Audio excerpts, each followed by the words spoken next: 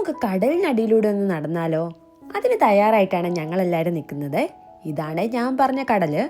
ഇത് കടലാണോ എന്ന് ചോദിച്ചാൽ കടല് കയറി കിടക്കുന്നതാണ്. ഹന്തയും ഹെക്കിനാനും തമ്മിൽ കണക്ട് ചെയ്യുന്ന ഒരു ടണലാണിത്, കിനിയൂറ ടണൽ. രണ്ട് വശത്തും ഒരു 11 നില നമ്മൾ താഴോട്ട് ഇറങ്ങണേ. എന്നിട്ട് ഈ 450 മീറ്റർ നേരെ നടക്കണം. ഇപ്പം നമ്മൾ നടക്കുന്നത് കടലിനടിയിലൂടെയാണ്.